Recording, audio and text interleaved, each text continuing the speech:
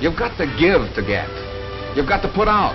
Not just money, that's easy, especially when you've got it, but you've got to put out in time and effort and friendliness, too. Effort will get you far, but it also takes wisdom to truly succeed. Hi, I'm Rebecca Brayton, and welcome to WatchMojo.com.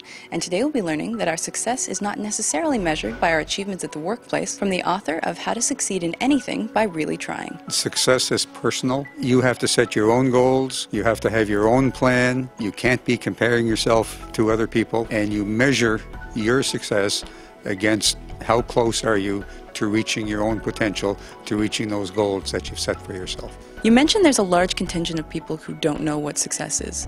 What is success to you? I always judge my own success, not necessarily by where I am, but how far have I come? And how many hurdles have I had to overcome to get to where I am? And then if I'm close to whatever that goal was, all right, I'm successful. If I reach it, I'm long-term successful. And how do we achieve success? You mentioned some tools that we should follow. Well, first you have to define it in your own terms.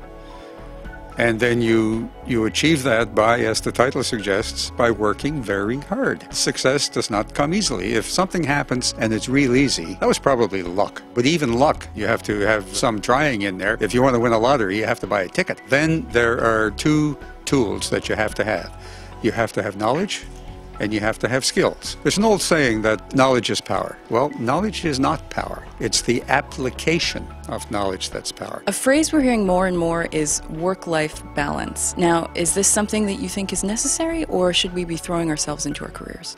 I have never seen a really successful workaholic. And one of the reasons why, no amount of success at the office can compensate for failure at home. Can you explain to us the importance of networking? It's absolutely critical in business, and it's important anywhere. The problem with it is that a lot of folks think that there's something wrong with that. There's nothing wrong with it if you do it correctly.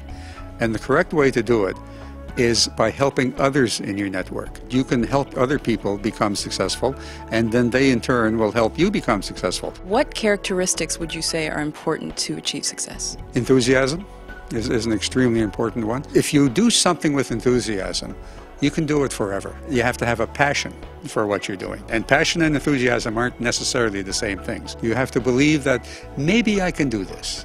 I think the person who says I can do anything, they're just setting themselves up for a whole lot of heartbreak. But the person who says, yeah, maybe I can do that, that's another really important characteristic in success. Because the minute I say, I can't do that, then I can't. If I say, maybe I can, well, maybe I can.